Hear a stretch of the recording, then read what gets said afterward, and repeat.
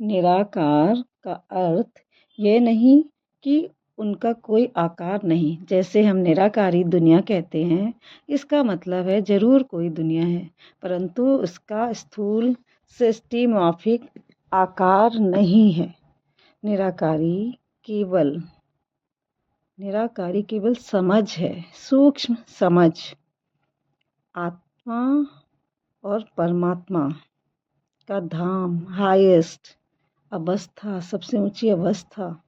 दूसरी है आकारी दुनिया, तो ये संकल्पों की दुनिया है, जहाँ ब्रह्मा विष्णु शंकर देवता संकल्पों में, उसी निराकारी स्टेज में जब टिक कर ये मन की समझ बढ़ती है, तो ये आकारी दुनिया उस मन की स्टेजेस में आती है, मन की स्टेज है। तो और एक है साकारी दुनिया, जहाँ हम सब ज्ञान ले रहे हैं। शिव बाबा हमको ड्रामा के अंदर ही ज्ञान समझा रहे हैं और सारे मन ही पढ़ रहे हैं। ज्ञान भी सूक्ष्म है बाबा का, भले वो साकार में सुना रहा है, लेकिन है तो आत्मा की पढ़ाई। मन पढ़ रहा है और समझ रहा है, ज्ञान की पराकाष्ठा से समझदार बनकर ऊंचा होता जा रहा है। और ये सब कुछ ड्रामा के अंदर ही हो रहा है। ड्रामा में रहते हैं ये मन ही रोल से अलग आत्मा होने की प्रैक्टिस कर रहा है, जिसमें सब रोल की कहानी, जिसमें जब वह रोल की कहानी में डूबता है तो वो भगवान को भूल जाता है और दिल से कष्ट हो जाता है, अपने को कमज़ोर समझने लगता है।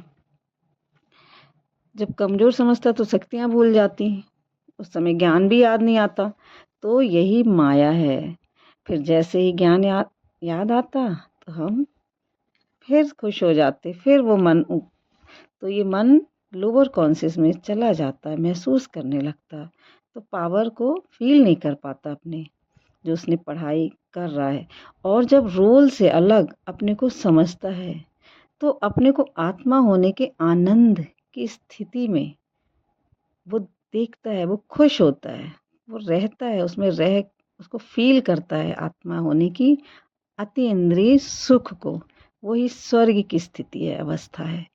और यही अब ये जो दुनिया है, इस समय जो दो दुनिया बाबा ने कही, तो इस मन में चल रही हैं। सारी स्टोरी कहानी से अपने को अलग करके देखना, साक्षी हो जाना, यही प्रैक्टिस ही मन अभी कर रहा है। तो आत्मा के गुणों को फील करता है, तो उसको डर चिंता भय से मुक्त होता है।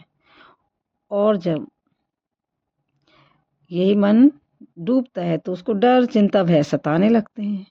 तो ये हमारी ऊपर नीचे स्थिति चल रही, तो ये मन ही पढ़ रहा है, मन ही ऊंचा बन रहा है, मन की स्थिति है। इसके लिए आप जो भी, अब हमको ऐसी स्थिति बनानी है इस मन को, क्योंकि हमको बाहर कोई नहीं देख के कहता, कि क्योंकि हमारी पढ़ाई गुप्त है, ये मन की पढ़ाई है। तो ये तो बाहर देख के तो कोई नहीं कहता है, अगर ऐसे देखेगा कि क्या कर रहे हैं, इनकी स्थिति कैसी है, कितनी ऊंची है, तो ये हम खुद जान पाते हैं, अपने अंदर टिकते हैं। जब उस साइलेंस में हमारे अंदर कितनी देर हमारी स्थिति कौन सी रहती है, हम कितना टिक पाते हैं उस साइलेंस में, तो ये मेरा मन ही जानता है। और रोल में कितना मैं डूब जाती हूँ, कहाँ दिल से कष्ट होता है, तो ये सारा जो धर्मराज है, ये सब मेरा मन ही कर रहा है, सब कुछ अंदर ही हो रहा है। तो अपने मन को सुंदर संकल्पों से सजाएं, जो बाबा दे रहा है। एक ही चीज़ है जो हमको इन सब चीज़ों से निकाल के परमात्मा से जोड़े रखती है, वो है आत्मिक अवस्था। अपने को रोल से, आइडेंटिटी से बिल्कुल अलग देख पाना। रहना तो यही है, सब कुछ करना है, गृहस्थ में भी रहना है, काम भी करना, लेकिन वो मन एक सूक्ष्म में वो समझता रहे और अपने आप को वो स्थिति अंदर ही अंदर ऊंची बनाता रहे, तो फिर वो रोल में भी आपको फील होगी, दिखेगी, क्योंकि वो अवस्था इतनी सुंदर है। अंदर से बाहर की अवस्था भी चेंज होती जाएगी, तो रोल भी शक्तिशाली बनता जाएगा उसके अंदर।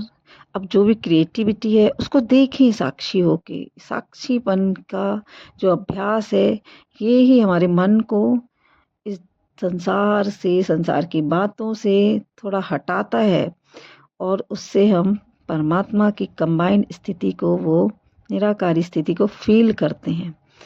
तो अपने को देखें, हर काम, छोटे छोटे काम में, हर चीज़ में अपने आप को फील करें। कर कौन कि मन क्या फील कर रहा है, कैसे, हर एक चीज़ को साक्षी होके, थोड़ा सा हट के रोल से, कि परमात्मा जो बता रहा है, हमको इतनी ऊंची पढ़ाई करा रहा है, इतनी सुंदर अवस्था बनवा रहा है, तो वो हम कैसे बनाए। हमारा पुरुषार्थ तो केवल एक ही है, केवल अपने आप को आत्मिक स्थिति, आत्मा होने के नेचर में, स्वभाव में डूब जाना। और उसमें वो स्वभाव इतना प्यारा है, इतना सुंदर है, कि वो अवस्था आपको खुद फील होगी। वो खुद फील होगी आपको जब आप उसमें टिकेंगे, और वो मौज भी फील होगी उसके साथ, की दिल शिकस्त होगा, थोड़ा सा गिरेंगे, लेकिन एक सेकंड में बाहर आ जाएंगे। तो ये बहुत प्यारी अवस्था है, बहुत मीठी अवस्था है। इसके लिए हमें पढ़ाई बहुत बहुत समझदार बनना है। समझ से पढ़ाई को समझ कर अच्छे से अच्छी रीति अंदर ही अंदर, अंदर ही अंदर बनते जाना है, और वो पद भी पाना है। मैं आत्मा हूँ ही राजा। Thank you Baba.